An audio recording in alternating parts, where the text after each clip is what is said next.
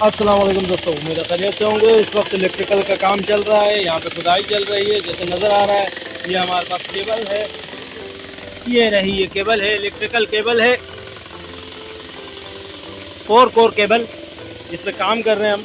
ये हमारे सीमेंट और रेती है, ये सीमेंट है, ये रेती है और ये आरी का प्लेट जिससे हम इसकी मदद से इसको खोल रहे हैं और हमारा काम काफ़ी तेज़ी से जारी है। UPVC पाइप इस्तेमाल कर रहे हैं जिसे ठंडे की नाली कहते हैं, जो पानी में इस्तेमाल होती है। ये दोस्तों हम लोगों ने खुदाई की है और ये लाइन जा रही है सीधी जनरेटर पे। काफ़ी शोर नज़र आ रहा होगा आपको।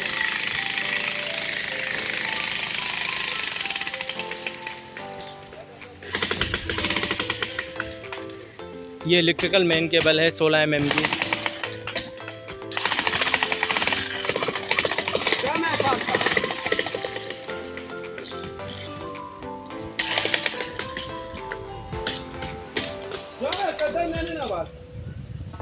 इधर कोयल तो नहीं बनेगा। नहीं, वही बनेगा, वही बनेगा। यहाँ कोयल से मुराद बैंड रखने की बात होती है।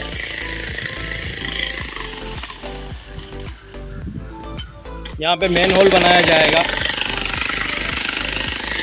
ये हमारी तार जैसे मैंने आपको बताया 16 mm की है। कोर 16 mm 3 फेज में यूज़ होती है, जिसको हम जनरेटर में यूज़ करेंगे। ठीक है दोस्तों, उम्मीद है वीडियो अच्छी लगी होगी। आगे की तरफ बढ़ते हैं। अस्सलाम वालेकुम दोस्तों, तो ये देखें आगे की तरफ बढ़ रहे हैं हम। ये नाइफ कटर है और ये वायर है जिसकी हम काट रहे हैं। ये देखें, ये हम लोगों ने बड़े आराम से इसको तार को काटने शुरू कर दिया है।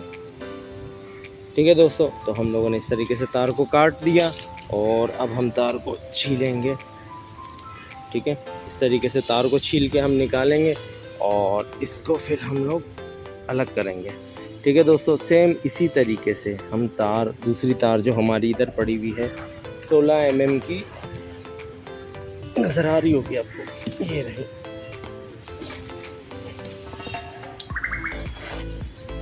ये रही, ये भी 16 mm है। इसको भी जैसे हम लोगों ने पहले दिखाया आपको कि हम लोगों ने कटिंग वगैरह कर ली थी चीज़र वगैरह से। अब हम लोग इसको भी इसी तरीके से नाइफ कटर की मदद से छीलेंगे जैसे हम लोगों ने ये तार छीली है। ठीक है दोस्तों, आगे की तरफ बढ़ते हैं। जी दोस्तों, जैसा कि मैंने आपको बताया कि अभी हम जॉइंट करेंगे और कुछ 3 फेज़ के बारे में भी आपसे इन्फॉर्मेशन शेयर करेंगे। देखें, जो न्यूट्रल होती है, एक न्यूट्रल और 3 फेज़ किस लिए दिए जाते हैं। बेसिकली होता क्या है बुनियादी तौर पर कि न्यूट्रल का इस्तेमाल हम लोग तब करते हैं जब हमें कोई 220 की चीज़ चलानी होती है, क्योंकि हमारे जहाँ हम काम कर रहे होते हैं, ऑफिस वगैरह जो भी होता है, घर और फैक्ट्री ऑफिस वगैरह, वहाँ पे बहुत सी चीज़ें 220 की होती है। जैसे मिसाल के तौर पे छत का पंखा, लाइटें वगैरह, इस तरीके से 10 चीज़ें होती हैं, काफ़ी सारी चीज़ें होती हैं जो हम लोग 220 को यूज़ करते हैं। ठीक है, उसके लिए हमें न्यूट्रल की ज़रूरत पड़ती है। और 3 फेज़ जो 440 की चीज़ें होती हैं, जैसे स्प्लिट हो गया, 3 फेज़ की मोटर हो गई और भी बहुत सारी चीज़ें हो गई जो 3 फेज़ की यूज़ की जाती है, उसके लिए हम लोग 3 फेज़ का यूज़ करते हैं। 1 फेज़, 2 फेज़, 3 फेज़। अच्छा, इसमें होता क्या है, इसमें बुनियादी तौर पर कि अगर आपको 220 की कोई भी चीज़ चलानी होती है, मिसाल के तौर पर आपने पंखा चलाना है, तो न्यूट्रल तो कॉमन है, वो तो आप यूज़ करेंगे ही करेंगे। उसके अलावा आप इन तीनों फेज़ों में से कोई सी भी आप फेज़ इस्तेमाल कर सकते हैं। लाजमी नहीं है कि आप रेड फेज़ इस्तेमाल करेंगे, ब्लू इस्तेमाल करेंगे, येलो इस्तेमाल करेंगे या ब्लू इस्तेमाल करेंगे। आप इन तीनों फेज़ों में से कोई सा भी फेज़ आप यूज़ कर सकते हैं। लेकिन कॉमन सी चीज़ ये है कि आपको न्यूट्रल का इस्तेमाल करना पड़ेगा। ठीक है, ये नेसेसरी है, ये ज़रूरत है। सिंगल फेज़ में आप न्यूट्रल 100% यूज़ करेंगे, लेकिन 3 फेज़ में अब आपको न्यूट्रल के साथ 220 की कोई भी चीज़ चलानी है, उसके लिए आपको इन तीनों में से कोई सा फेज़ इस्तेमाल करेंगे। ठीक है दोस्तों, ये तो थी आगे बुनियादी चीज़ें। अब हम आगे की तरफ बढ़ेंगे और इसका जॉइंट लगाएंगे और शिलिंग ट्यूब, जॉइंटर वगैरह से हम इस्तेमाल करेंगे। ठीक है दोस्तों, आगे की तरफ बढ़ते हैं। जी दोस्तों, तो सबसे पहले हम 16 mm की जो तार है हमारे पास, इस पे हम शिलिंग ट्यूब चढ़ाएंगे 30 mm की। ठीक है, ताकि ये हम इसको चढ़ा के पाइप के तार में यहाँ तक हम आगे की तरफ ले जाएंगे। उसके बाद हम पर फेस पे जो है रेड रंग की शिलिंग ट्यूब लगाएंगे। ठीक है, इस तरीके से हम इसको डाल देंगे, ठीक है। उसके बाद हम पे रोल का इस्तेमाल करेंगे, ठीक है। इससे क्या होगा, सबसे पहले हम पे रोल को जब जॉइन करने के बाद फिर हम सीलिंग ट्यूब को हीट गन से हीट देंगे, ठीक है। जब हीट देंगे तो ये सिकुड़ जाएगी और वाटरप्रूफ हो जाएगी। फिर उसके बाद हम ये 30 mm की जो सीलिंग ट्यूब है, ये इसको जब हीट देंगे तो ज़ाहिर है ये भी सिकुड़ जाएगी, ठीक है दोस्तों। आगे की तरफ बढ़ते हैं। जी दोस्तों, जैसा कि मैंने पहले आपको बताया, सबसे पहले हम लोगों ने 30 mm की सीलिंग ट्यूब डाल दी तार के ऊपर, ठीक है। उसके बाद हम लोगों ने 10 mm की सीलिंग ट्यूब डाली है तार के अंदर, ठीक है। उसके बाद हम पे रोल लगाएंगे। अच्छा, पे रोल में हमेशा इस चीज़ का ख्याल रखें, ये एक डॉट का निशान है, ये सेंटर होता है। तो जब हम पे रोल लगाते हैं हमेशा इसका इस तरीके से आप ख्याल रखें कि पे रोल इससे ज़्यादा ना लगे, ठीक है, इससे ज़्यादा ना लगे। नज़र आ रहा होगा आपको डॉट का निशान। 1 मिनट में आपको थोड़ा और डिटेल में दिखा देता हूँ। ये देखें, हम मिसाल के तौर पे ये एक फेज़ है, ठीक है। इसमें आप डॉट का निशान देख रहे होंगे, ठीक है। ये डॉट का जो निशान है, ये जब पे रोल लगाएं तो हमेशा इस चीज़ का ख्याल रखें कि इससे ज़्यादा ना जाए। बाज़ लोग क्या करते हैं, पे रोल यहाँ तक तार छील लेते हैं, ठीक है। यहाँ तक जब तार छीलते हैं तो ज़ाहिर है पे रोल यहाँ आ जाता है। जब यहाँ आता है तो दूसरी तार का जॉइंट लगाना नहायत मुश्किल होता है। तो इसलिए डॉट का निशान लगा दिया जाता है कि इससे ज़्यादा आप ना जाएं, ठीक है, इससे कम रहें। क्योंकि जब पंच से पंच करते हैं हम लोग तो इसकी पंच से यहाँ पंच हो जाएगा, फिर जब दूसरी तार हम डालेंगे तो पंच हो जाता है, तो मजबूत जॉइंट हो जाता है। उसके बाद हम हीट गन से इस पे हीट देते हैं। ये सीलिंग ट्यूब है, सीलिंग ट्यूब जैसा कि मैंने पिछली वीडियो में भी आपको बताया, ये सुखड़ती है, सुखड़ने के बाद ये वाटर प्रूफिंग कर देती है। अच्छा, अगर 10 mm की सीलिंग ट्यूब होगी तो 5 mm तक ही सुखड़ेगी, उससे ज़्यादा नहीं होगी, ठीक है। इस चीज़ का ख्याल रखें और ये नहायत अच्छी चीज़ है। अब आगे की तरफ बढ़ते हैं और हम पंच का इस्तेमाल करते हैं। ये रहा हमारा पंचिंग प्लास, ठीक है। इस पर हम लोग पे रोल को लगाते हैं, ठीक है। इसमें पे रोल लगाने के बाद हम इसको पंच करते हैं, ठीक है। आगे की तरफ बढ़ते हैं और हम आपको दिखाते हैं। दोस्तों, तो हम पंचिंग टूल से इसको पंच कर रहे हैं, लेकिन पंच करते हुए हमेशा इस चीज़ का ख्याल रखें कि क्लिपिंग टूल को बिल्कुल स्ट्रेट रखें, पंच बिल्कुल स्ट्रेट होना चाहिए, ठीक है। अब देखें, हम इसको पंच करेंगे, ठीक है। ये पंच हो गया, ठीक है दोस्तों। ये देखें, ये यहाँ से हम लोगों ने इसको पंच कर दिया, ठीक है दोस्तों, नज़र आ रहा होगा। अब हम यहाँ पर भी इसको पंच करेंगे। कोशिश करते हैं कि हम 2 पंच करें इसको। ये नहायत अच्छी और मज़बूत चीज़ रहती है, देखें, ये नहायत बेहतरीन रहता है, ये देखें, ठीक है दोस्तों। आगे की तरफ बढ़ते हैं दोस्तों, तो हम दोबारा पंच कर रहे हैं और इस चीज़ का ख्याल रख रहे हैं। देखें, डॉट का निशान जो है, यहाँ से हम लोग नीचे नीचे पंच कर रहे हैं क्योंकि हमें अंदाज़ा है कि तार कहाँ पर है, ठीक है। अब हम दोबारा पंच करेंगे इसको और ये बेहतरीन पंच हो गया, ठीक है। ये भी पंच हो गया, नहायत बेहतरीन चीज़ें। अच्छा, जॉइंट लगाते हुए इस चीज़ का ख्याल रखें, रेड को रेड के साथ मिलाएं, सही है।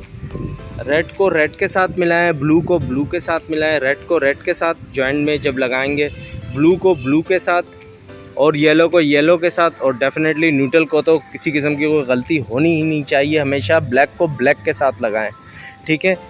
इसमें गलती की गुंजाइश नहीं है न्यूट्रल में, जबकि जो फेज़ होता है उसमें चलो अगर ब्लू की जगह ये रेड हो गया, रेड की जगह ब्लू हो गया तो इतना ख़ास इशू नहीं होता। ख़ास इशू होता है 3 फेज़ में, लेकिन इतना नहीं होता। लेकिन इस चीज़ का हमेशा ख्याल रखें कि जो आपका न्यूट्रल है वो हमेशा ब्लैक टू ब्लैक रखेगा, ठीक है। इस चीज़ का हमेशा ख्याल रखें। आगे की तरफ बढ़ते हैं। जी दोस्तों, तो हम लोगों ने पे रोल को से जॉइंट को लगा दिया। ये रहा हमारा पे रोल। ये पाइप की सूरत में होता है, जैसा कि मैंने पहले आपको बताया, पाइप की सूरत में होता है, लेकिन ये कॉपर का पाइप होता है, इस पर पॉलिश वगैरह की होती है। ये नहायत अच्छी चीज़ रहती है जॉइंट के लिए, ठीक है। तो ये रहा पे रोल, ठीक है। न्यूट्रल को न्यूट्रल पे, ये देखें पे रोल का पंच देखें, ये नहायत मजबूत रहता है, ठीक है। इसी तरीके से यहाँ पर भी लगाया है, ठीक है। इसी तरीके से यहाँ पर भी एक पंच हम लोगों ने यहाँ तक पे लगा देते हैं बैक साइड पे। अगर हम इसको पलटेंगे तो देखेंगे, ये देखें, नज़र आ रहा होगा आपको पंच, ठीक है। ये रेड का देखें, ये पंच हो गया। ब्लैक को सबको पंच करते हैं, दोनों तरफ से हम लोगों ने पंच किया है, ये देखें, ठीक है दोस्तों। ये पंच हो गया और ये भी पंच हो गया, नहायत मजबूत हो गया। अब हम, अच्छा, इसमें एक चीज़ बेहतरीन चीज़ जो आपको समझने वाली होती है वो ये है कि हीट गन अगर आपके पास ना हो तो हेयर ड्रायर इस्तेमाल कर रहे हैं। हीट गन और हेयर ड्रायर तकरीबन सेम ही काम करते हैं और एक ही चीज़ होती है। हीट गन से हमेशा हीट निकलती है और हेयर ड्रायर से भी हीट निकलती है, तो हम ज़्यादातर हेयर ड्रायर का ही इस्तेमाल कर लेते हैं, ठीक है, अगर हमें हीट गन नहीं मिलती। ये भी निहायत अच्छी चीज़ है। आगे की तरफ बढ़ते हैं। जी दोस्तों, तो जैसा कि मैंने आपको पहले बताया कि हम लोग हीट गन की जगह अब हम लोग इस्तेमाल कर रहे हैं हेयर ड्रायर, ठीक है दोस्तों। आगे की तरफ बढ़ते हैं। शीलिंग ट्यूब को हम इसके ऊपर चढ़ाते हैं, तार के ऊपर, ठीक है, जॉइंटर के ऊपर, ठीक है। इस चीज़ का हम कंफर्म कर लेते हैं कि जॉइंटर हमारा बिल्कुल कवर हो गया, सेंटर में आ गया, ठीक है। ये हमारा जॉइंटर था, तकरीबन 2-3 इंची इधर चले गए और 3 इंची इधर। अब हम हीट गन की मदद से इसको हीट देंगे, ठीक है दोस्तों। ये निहायत अच्छी चीज़ रहती है, ठीक है। अब हम लोग हीट गन की मदद से इसको हीट दे रहे हैं। सही आवाज़ से नज़र आ रहा है, पता लग रहा होगा आपको, ठीक है। जैसे जैसे हम इसको हीट देते जाएंगे, देखिए स्टेप सिकुड़ती जाएगी।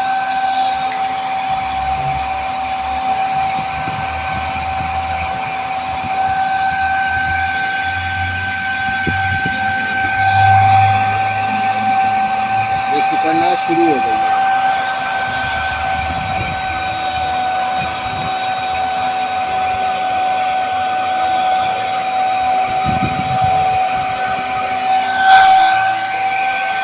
अच्छा, हीट गन को देते हुए हीट हमेशा इस चीज़ का ख्याल रखें कि सब तरफ से हीट दें आप इसको। बाज़ लोग एक साइड से हीट देते हैं, वो कतन सही नहीं होती। हमेशा इसको सब तरफ से हीट दें आप इसको।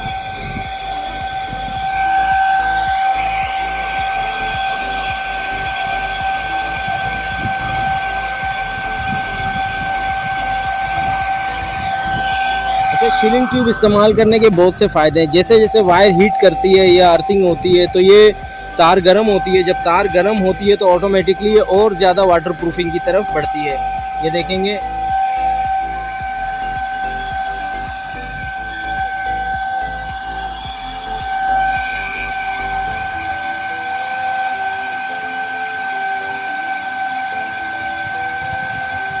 हेवी वायर के लिए आप जो है हीट गन का इस्तेमाल करें।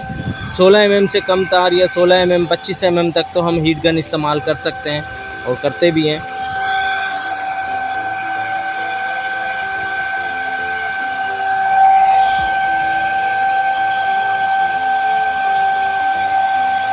काफ़ी ज़्यादा हीट है।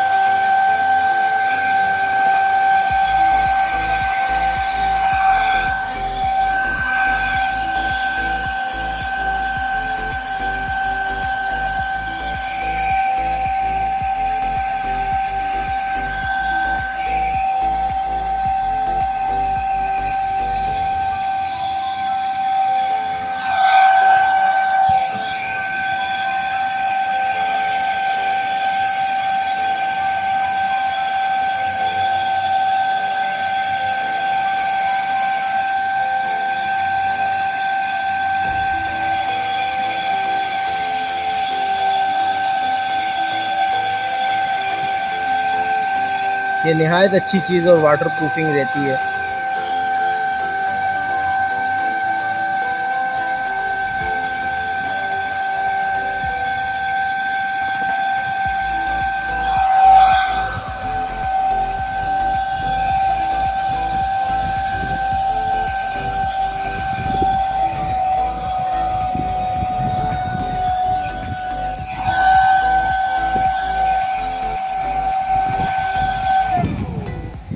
ठीक है दोस्तों, तो ये हो गई हमारी वाटर प्रूफिंग। काफ़ी गर्म हो रही है, ये देखो बेहतरीन तरीके से जोड़ लग गया। ठीक है दोस्तों, इसी तरीके से हम बाकी तारों को भी हीट प्रूफिंग वाटर प्रूफिंग करेंगे। निहायत अच्छी चीज़ें, ये देखें एकदम सुकड़ के इसके साथ चिपक गई। ठीक है, और ये पहले इस तरीके से लूज थी, ये देखेंगे, ये देखें चल फिर रही थी, सही है। हम लोगों ने इस तरीके से लगाई, निहायत अच्छी चीज़ है। आगे की तरफ बढ़ते हैं। जी दोस्तों, तो हम लोगों ने शिलिंग ट्यूब लगा दी और इसको प्रेस भी कर दिया हीट गन से, और हम लोगों ने लास्ट में इसकी ऐसे ही खूबसूरती और पता लगाने के लिए रेड टेप को इस्तेमाल किया गया है।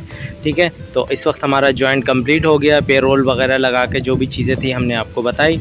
ठीक है, शिलिंग ट्यूब फिर मैं कहूँगा, अगर 30 mm की जो हम लोगों ने 16 mm की तार पे शिलिंग ट्यूब का इस्तेमाल किया है, 4 कोर 16 mm है। ठीक है दोस्तों, इसमें एक तार 16 mm की है, लेकिन 4 कोर से मुराद 4 तारें 16 mm की हैं। ठीक है, 4 कोर केबल 3 फेस कहलाती है, और हम लोगों ने इस तरीके से इस पर जोड़ लगाया, और ये कंसील्ड में हमेशा इसी तरीके से इस्तेमाल की जाती है। और ये हम लोगों ने एक बॉक्स बना दिया है, सही है, मेन होल जिसे कहते हैं, और ये नहायत अच्छा लग रहा है। अब इस पर हम स्लैब वगैरह रख देंगे, उसको बंद कर देंगे। ये होता है कभी भी मेन होल का काम होता है कंसील्ड में, तो हमेशा इस तरीके से जोड़ लगाया जाता है। उम्मीद है दोस्तों वीडियो अच्छी लगी होगी, अपना ख्याल रखिएगा, अल्लाह हाफ़िज़।